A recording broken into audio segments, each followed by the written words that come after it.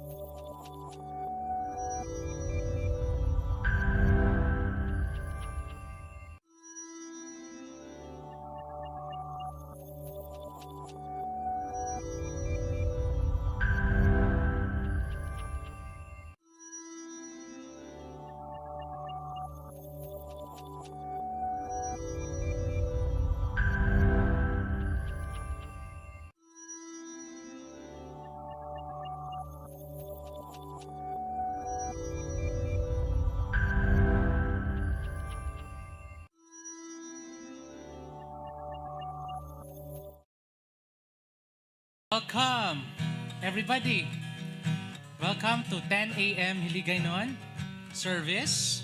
Welcome to His Life Ministries, where imperfect people are perfectly welcome. So gina-welcome namon tanan ang mga ari diri, kag ang mga virtual worshipers through Facebook Live. Mayong aga sa inyo tanan.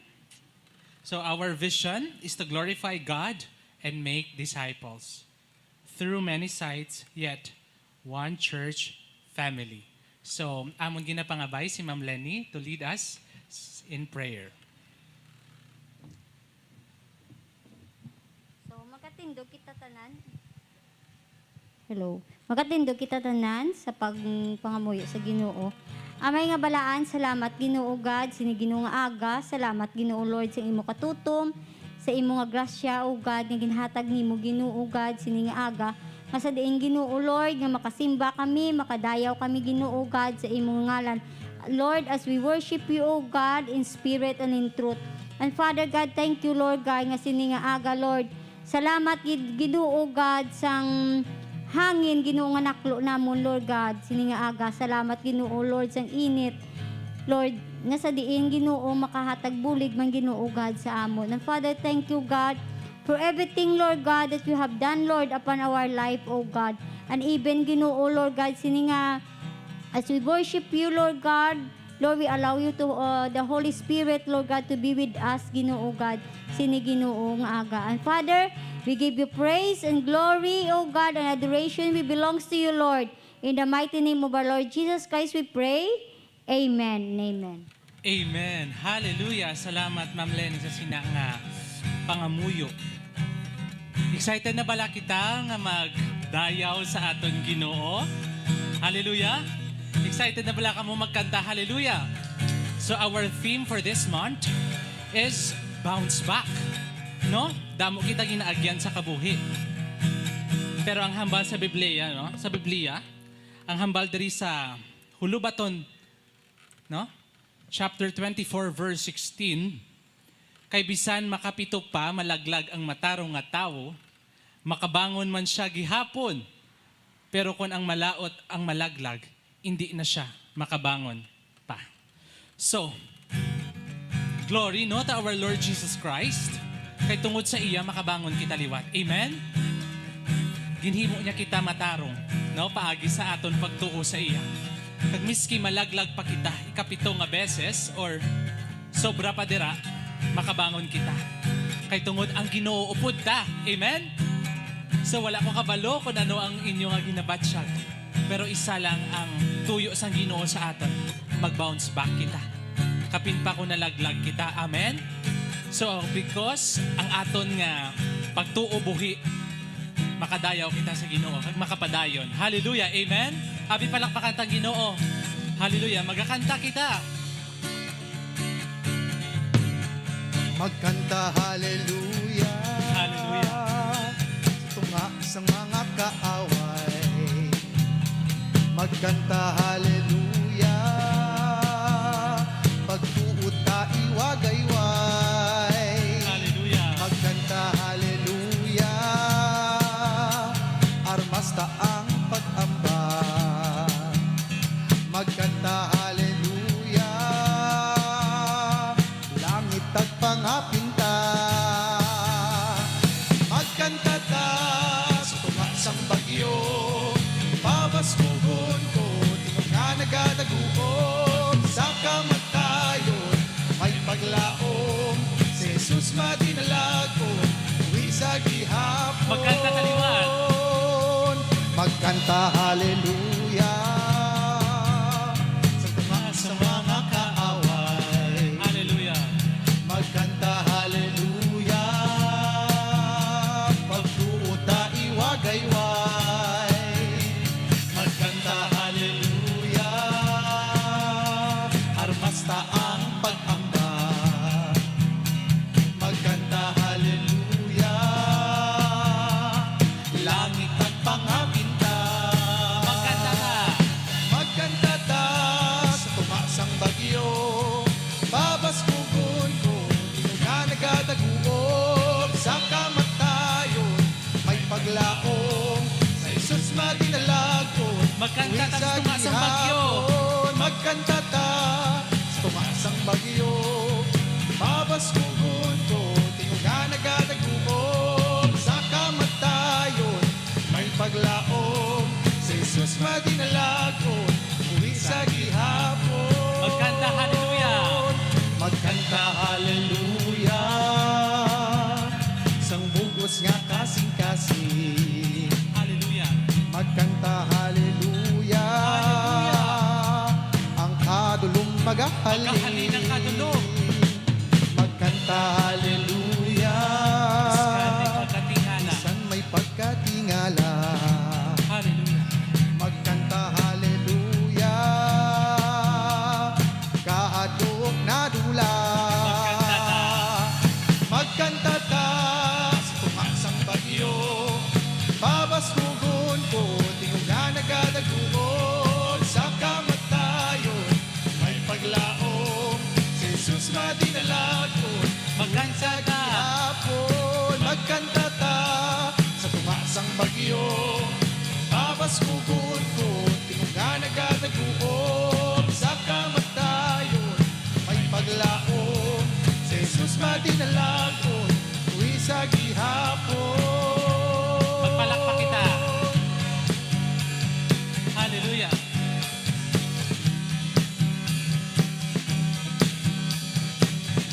Magpalakpak kita sa Diyos. Kanta sa mabasko. Kanta sang mabasko. Kanta sa mabasko. Kanta sang mabasko. Kanta sa mabasko. Kanta sang mabasko. Kanta sa mabasko. Kanta sang mabasko. Sa mabasko. Kanta sang mabasko. Sa tunga sa mga kaawan. Kanta sang mabasko. Pagkutay wagay-wa. Kanta sang mabasko. Basta ang pagamhan. Kanta sang mabasko. Langit ang mga bintang. Magkanta ta sa tumaksang bagyo. Babaskugon ko, tingog ka nagadagugob. Sa kamatayon, may paglaom. Sa Jesus madinalagon, uwi sa Magkanta ta. gihapon. Magkanta ta sa tumaksang bagyo. Babaskugon ko, tingog ka nagadagugob. Sa kamatayon, may paglaom. Sa Jesus madinalagon, uwi sa gihapon.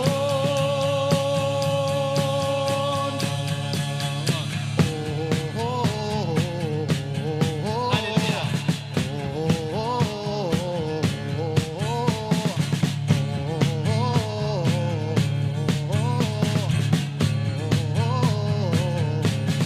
Diyos tagapagpat, siya kaupod ta, siya matinalag, matinalagon siya, hindi ka matay, hindi ka madaog, buhi si Jesus. Aton kabugatan, aton kabugatan, kinapasan niya, siya matinalag, matinalagon siya, hindi ka matay, hindi ka madaog, buhi si Jesus. Hallelujah.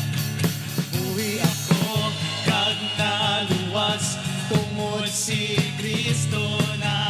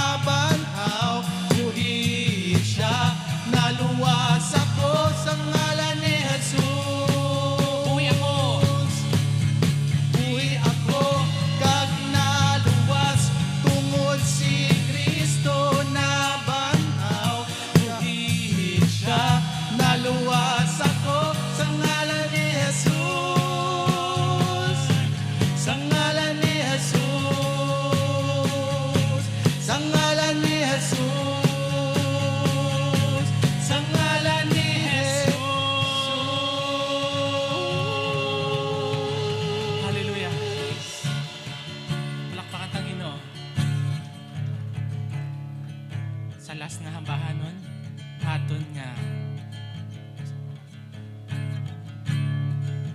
aton ini ideklara, aton kantahon nga ang kamayo sang Dios nagasunod sa aton. Kay tungod ginahigugma kita sang Dios mga utod, totoo din na kag ang planon sang Dios sa aton maayo. Ang plano niya hindi matungkad sa aton mga kabuhi, sa aton pagkanta, aton ini handumon, aton paminsaron nga palangga kita sang Dios. Ginoo ko, kaluoy mo wala nang kapagpo, adlaw-adlaw akong ginakaptan,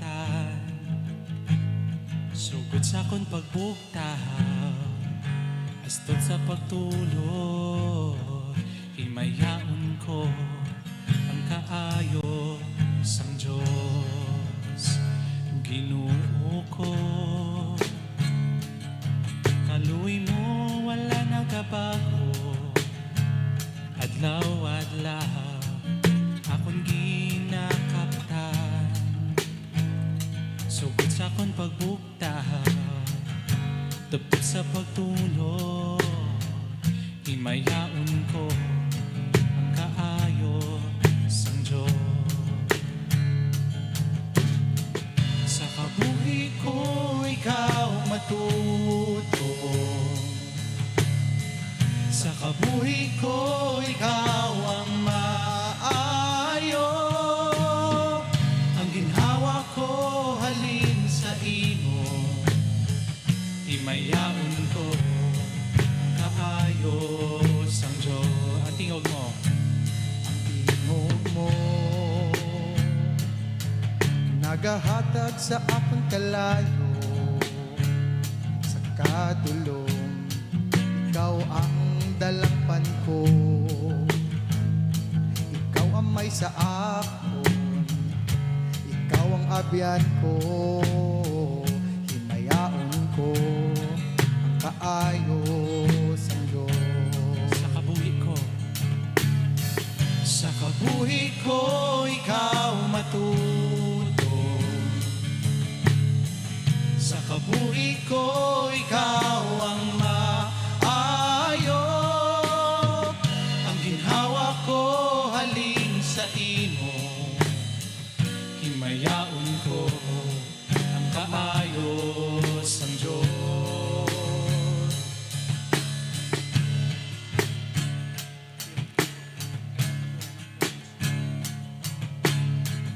Ang kaayo mo nagasunod, nagasunod sa akon, ang kaayo mo nagasunod, nagasunod sa akon, ang kabuhi ko hinatugyan ko, sambug ko sa imo,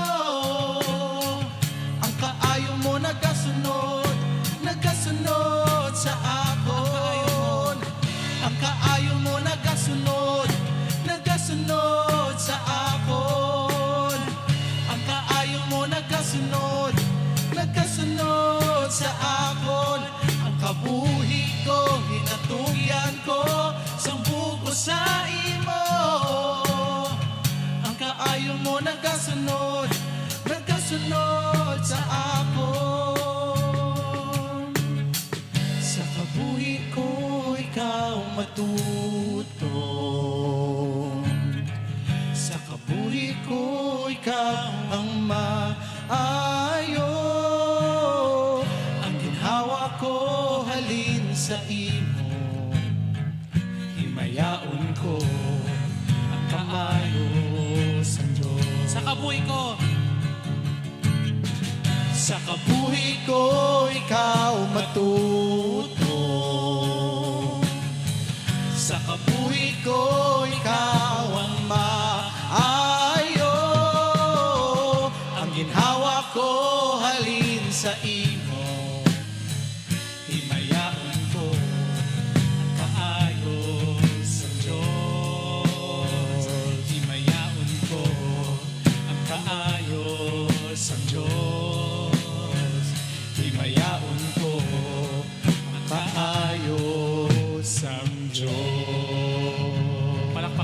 Jesus nga uton. Hallelujah.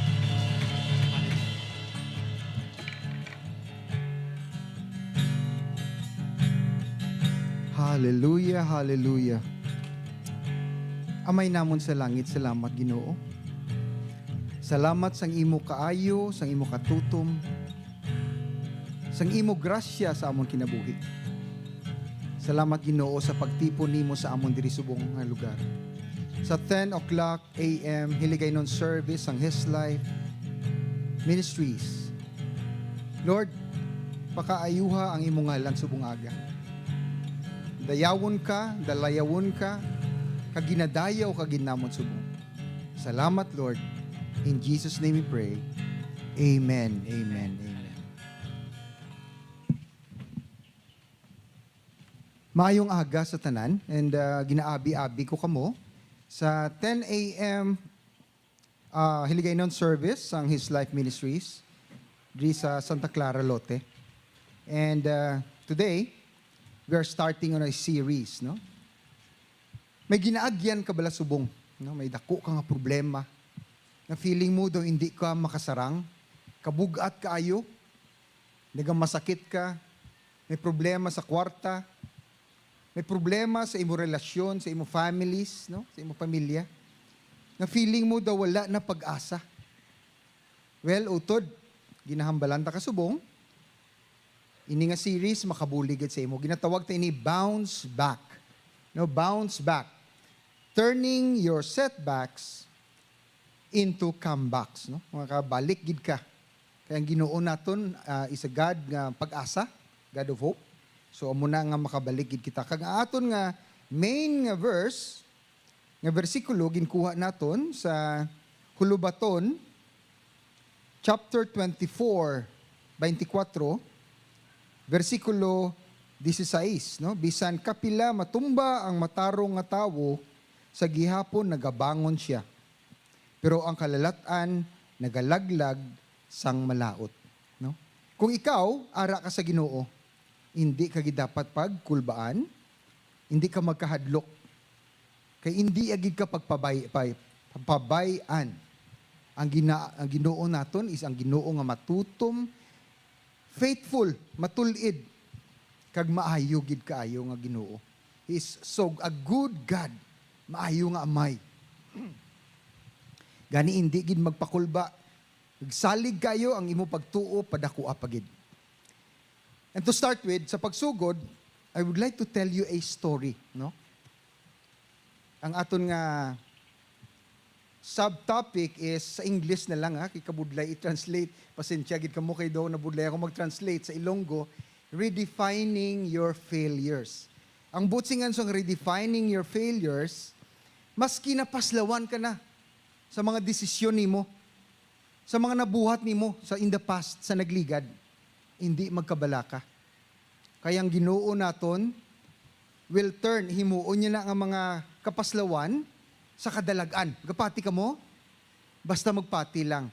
Magsalig, nga Lord, sala ginang hinimo ko, sala nga desisyon, hindi magkabalaka. Kay tungod ang aton Ginoo, maka-turn, buhat ina nga kapaslawan into kadalagan. Amen? Okay. Ang aton nga story is taken from the book of Ruth. Si Ruth, no? And it is a story of a man, ang ngalan sa tao, siya si Elimelech.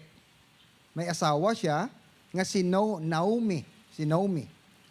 And at the time, nag-i-start sila sa Bethlehem, lugar sa Israel na siya. Siya Judah. May tigulutom. Sa in English, famine, no? Tigulutom.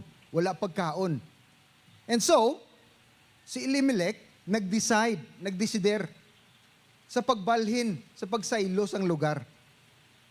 From the land promised to them by God, again, promisa sa ila sa Ginoo, sa isa ka lugar nga foreign, sa Moab. Karon, una nga punto.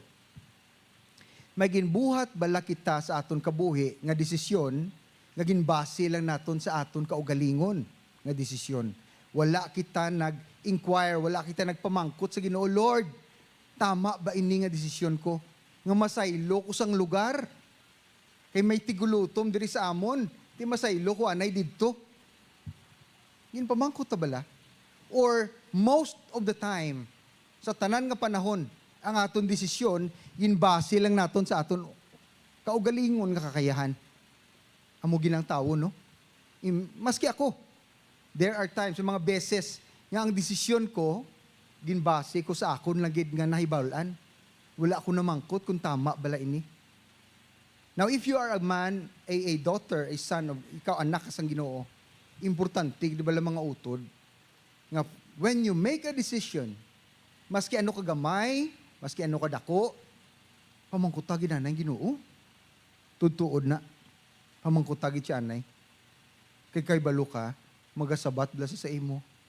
Tilawi lang. No? You try it. And so si Elimelech, nag-decide siya, upod niyang asawa, kagduha ka anak na lalaki, nagbalhin sila sa lugar nga ginatawag Moab.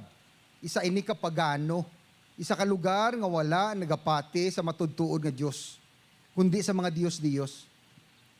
And sang ara sila dito nga lugar sa Moab, si Elimelech sa kawalang palad napatay siya. Wala palang dugay, napatay na si Elimelech. So nabalo si Naomi. Pero ang duwaya kanak, si Malon, kag si Kilyon, ng asawa. Si Malon, ang iya asawa, si Ruth. Si Kilyon, ang iya asawa, si Orpa. And, nagtiner sila sa Moab for 10 years.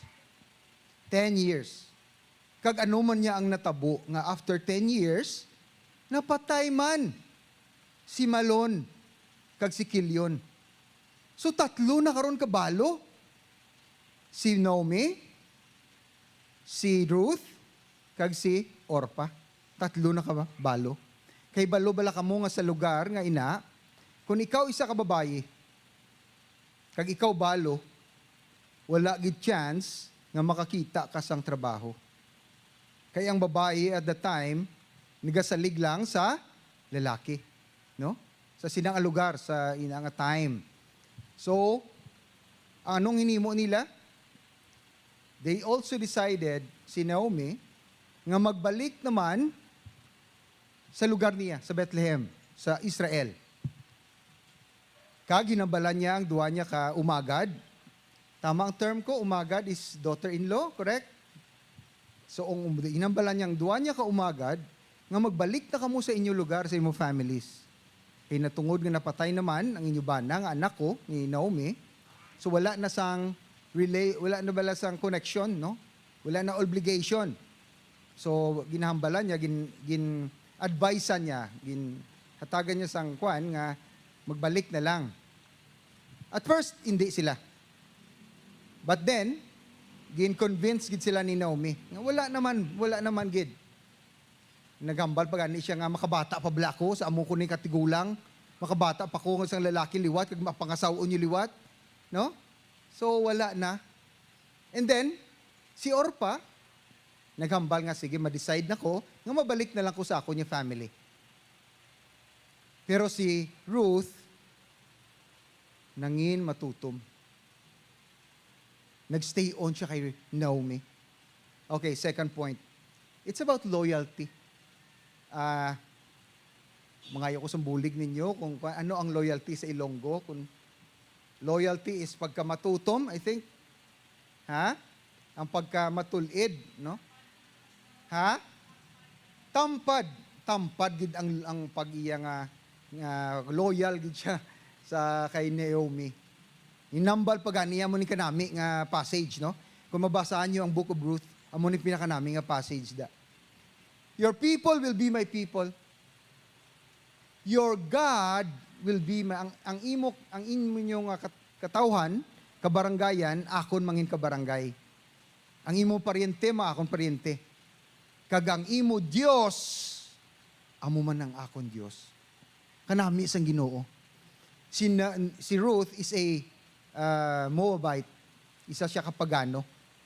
Pero may nakita siya sa kabuhi ni Ruth. Kag gintandog siya sang Ginoo.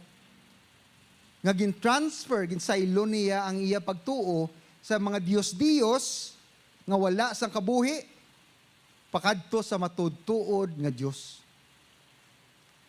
kag kay balubala kamo, gin padyaan, gin reward si Ruth sa iya pagkatampad. Gin reward siya. And so nag-decide sila, si Naomi kag si Ruth, nagduwa sila, duwa kabalo, nagpuli sila sa Bethlehem. And then may tradisyon sa una, ang mga Israelinhon, ang mga Hebrew. Nga kung ang isa ka asawa, napatay ang yabana, ang family sang bana may ginatawag nga right to redeem sang balo, sang iya paryente. Ginatawag naton ina nga kinsman redeemer. And it is a picture sang aton Ginoong Hesus nga gin-redeem niya kita. Amen? Because ang simbahan amo ang bride ni Jesus, correct? Anyway, so nagpuli sila sa Bethlehem kag nangita sila sa suggestion ni Naomi nga makita sila sang isa ka kinsman redeemer. And so, one time si Ruth, pagkatapos ng harvest, pagkatapos ng pag-ani, so may mabilin gid no sa kilid, may mabilin nga mga humay nga hindi gid masipot sa mga no, manog alani. So amo nang ginhimo ni Ruth, ginasipot niya. Ina nga lugar iya sang isa ka tawo nga ngalan niya si Boaz. Unknown to them, wala sila kabalo, paryente gali nila ni Elimelech, ang bana ni Naomi. So paryente siya, and by right siya, may diretsyo siya sa pag-redeem sa property. Not only the property, but also the wife sang nabalo ni Malion, no? May right, may diretsyo. In this case, si Ruth, may diretsyo siya. But then, amo na to, nakilananay sila ni Ruth kag ni Boaz. And it so happened nga, by God's grace, ako gapati ko nga ang pag-updanay, ang pagkilalanay nila ni Ruth kag ni Boaz is God-directed, no? God-driven. Nakilalanay sila because of a higher purpose ang aton Ginoo. Pagkakilala nila, may ara pagid gali mas malapit nga paryente sa kay Boaz. But then, ang atong nga paryente wala gana sa kay Ruth. May gana siya sa property, pero wala siya gana kay Ruth. And so, paiway niya, ginhatag niya kay Boaz, ang diretsyo sa pagpangasawa kay Ruth. Kagdiri ang storya naton, nag-overturn ang situation. Because Boaz is a pinakamanggaranon, or if not the pinakamanggaranon sa sinang lugar, one of the manggaranon, isa sa manggaranon sa sinang lugar. Although may edad-edad na si Boaz the time, pero mapagsik pa siya. No? Kusog pa. Kag nag-decide siya sa pagpangasawa kay Ruth. You know, ang situation naton sa life, hindi ni siya permanent. Hambal gani nila, duwa lang gid kuno ka butang or ka situation diri sa kalibutan. Either nagapasulod ikaw sa situation, sa adversity, sa problema, or ikaw nagapagwa. Again. May isa ka author naghambal sini nga duwa lang gid ang situation sa aton kabuhi. Either gapasulod ka sa problema or gapagwa ka sa problema. Do pariobla telenovela, kakuan ka mo sa telenovela, no? May chapter, every episode lain-lain ang situation. Amo mo na balang kabuhi ta? Amo na nga nanamian, kita magtanaw sa mga novela, telenovela. Kaya it reflects us. Nag-reflect ina sa aton situation. Kag makapaino-ino kita, maka-compare kita sa aton situation. Nakuha nyo? Amo na nga kalabanan sa tao, if not ang mga Filipino, na namian gid sa telenovela. And Ruth and Naomi realized that. Na-realize nila nga ang kabuhi diri, either pagwa ka sa problema or pasulod ka sa problema. But nothing is permanent. The only thing that is permanent is our God. That He will put us through this problem. Ang aton nga problema, nga sitwasyon, temporary lang na. Kag, number 2, kay balo bala ka mo, nga every time, kada butang nga malampuwasan nimo ang isa ka problema, ma-overcome nimo ang isa ka problema, wala ka nadulaan sa paglaom sa Dios. It is a promotion. Gina-promote ka sa Ginoo sa ano? Not only in your spirituality, but also in your faith in God. Amen. Every time nga nakalampuwas ko sa COVID, nakasurvive ko sa COVID, it increases, nagasaka ang imo pagtuo sa Ginoo, ang pagkatampad mo sa Ginoo. Kaya during the time nga may problema ka, grabe, gid pa, Lord, Ginoo, buligi ko makalampuwas sini nga sitwasyon. Buligi ko makabayad sini nga mga balayran. Ginoo, kung ihatag mo ini sa akon, mangin mas matampad pagid ko sa imo. Amo lang na, it is a promotion.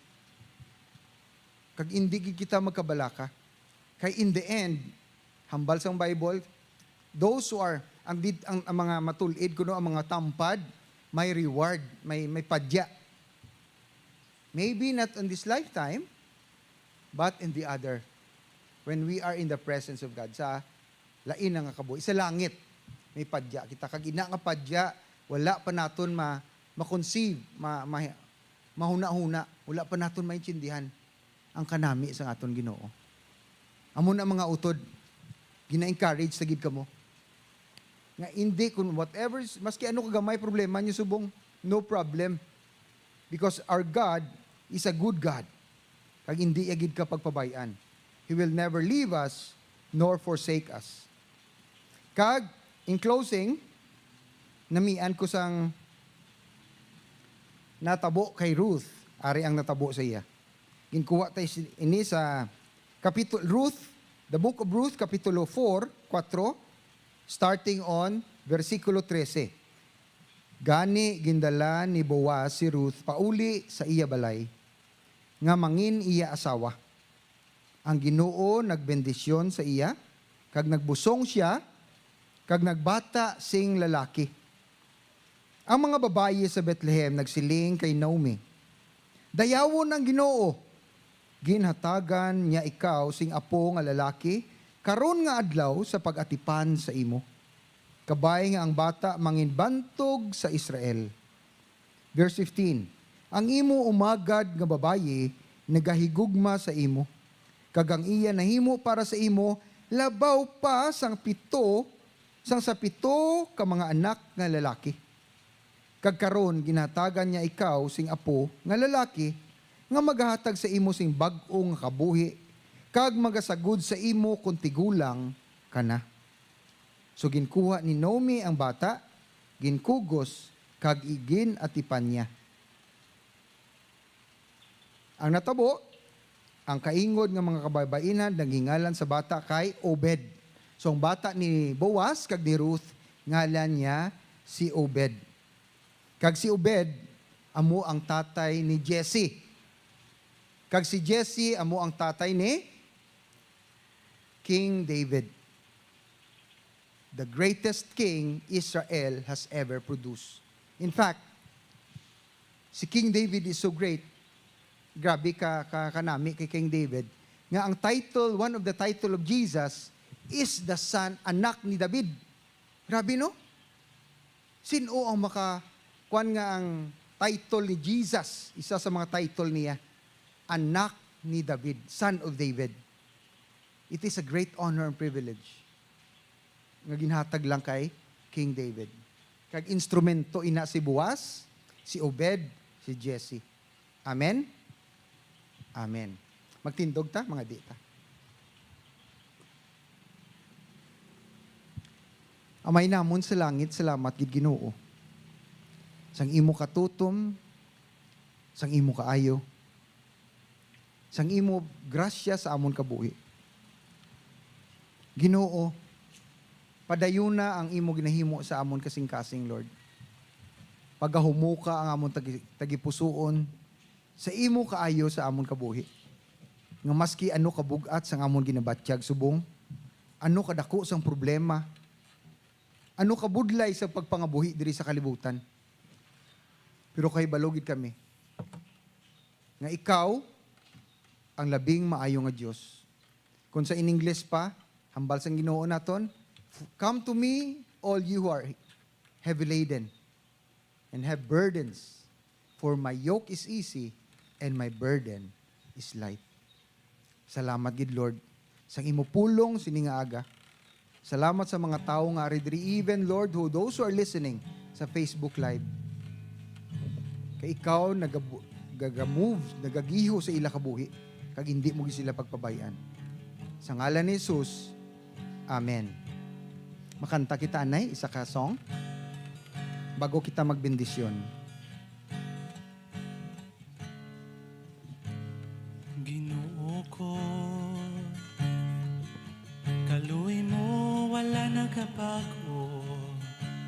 Adlaw-adlaw akon ginakaptan, sugod sa akon pagpugtaw, tubtob sa pagtulog, himayaon ko ang kaayo sang Diyos sa kabuhi ko. Sa kabuhi ko, ikaw matuto. Sa kabuhi ko, ikaw ang maayo. Ang ginhawa ko, halin sa imo. Himayaon ko ang kamayo sang Diyos. Ang tingog mo nagahatag sa akong kalayo, sa katulo, ikaw ang dalangpan ko, ikaw ang amay sa akon, ikaw ang abyan ko, himayaon ko ang kaayos ang Diyos sa kabuhi ko. Sa kabuhi ko, ikaw matuto. Sa kabuhi ko, ikaw ang maayo. Ang ginhawa ko, halin sa imo. Himayaon ko ang kaayos ang Diyos. Himayaon ko ang kaayos ang Diyos. Himayaon ko ang kaayos ang Diyos.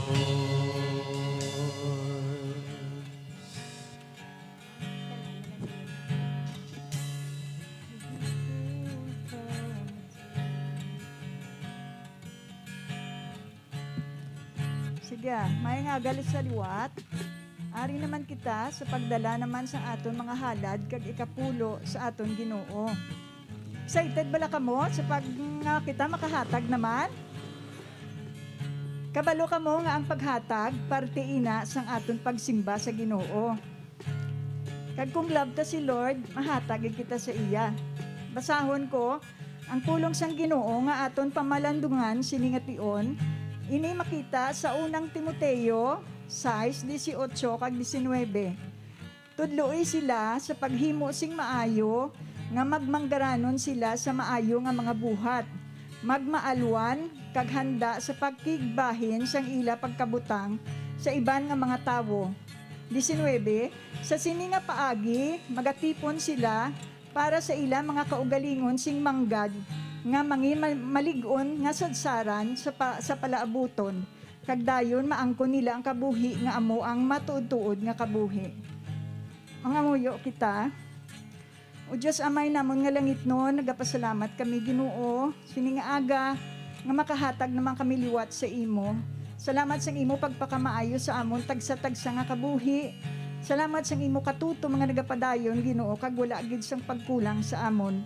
Bendisyon ni Ginoo nga amon paghatag sini nga aga. Salamat sa imo kaayo sa gihapon sa amon kabuhi. Ginadayaw ko ikaw sa ngalan ni Jesus nga amon Ginoo kag manluluwas. Amen.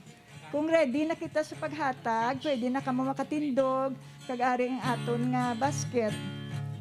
Ang kaayo mo nagasunod, nagasunod sa akon.